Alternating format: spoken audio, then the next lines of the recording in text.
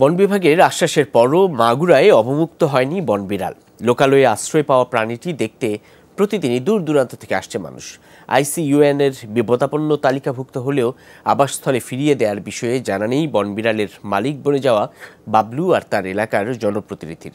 সংরক্ষণ আইন অনুযায়ী এ ধরনের প্রাণী পালন অবৈধ, অথচ সব জেনেও মাসের পর মাস নির্বিকার বন বিভাগ। ৮ মাস আগে আহত অবস্থায় মাগুরার ঘুল্লিয়া গ্রামে বনবিড়ালটিকে কুড়িয়ে পান বাবলু শেখ। তারপর থেকে নিজের জিম্মায় রেখেছেন স্তন্যপায়ী প্রাণীটিকে। সুস্থ হওয়ার পর বনবিড়ালটি বাড়ি ছেড়ে যায়নি, তাই বাবলুর দাবি আদরের কাছে পোষ মেনেছে বনের পশু। আমার পাঁচ দ্বারাই ওর নাম রেখে আদর করে টাইগার টাইগার বলে ডাক দিই। ও যেখানেই থাকুক না কেন আমার ডাকে সে সাড়া নেয়। মানুষ আর বনের প্রাণীর সখ্যতা দেখতে রীতিমতো মেলা বসেছে গ্রামে। বন বিড়ালের খবর শুনে নাতি ছেলেরে নিয়ে গেলাম বাবলুর বাড়িতে। যাওয়ার পরে বাবলু টাইগার করে ডাক দিল। কোথা থেকে সে বন বিড়াল আসে বাবলুর কোলে বসলো। বাবলু ভাই প্রতিদিনই এই বাজারে চা খাতে আসে আর এই বন বিড়ালটি নিয়ে আসে।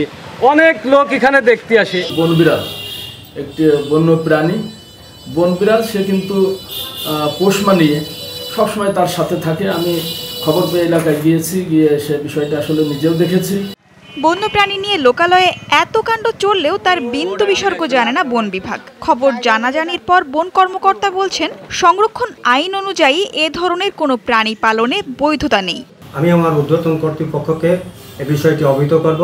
তাদের দিক নির্দেশনা অনুসারে এই বন্যপ্রাণীটি যাতে সঠিক তার আবাসস্থলে অবমুক্ত করা হয়, তার প্রয়োজনীয় ব্যবস্থা করার জন্য আমি সচেষ্ট হব। আন্তর্জাতিক প্রকৃতি ও প্রাকৃতিক সম্পদ সংরক্ষণ সংঘ IUCN-এর তালিকায় বনবিড়াল বিপদগ্রস্ত প্রাণী। সুমাইয়া আরেফিন, অর্নি, যমুনা নিউজ।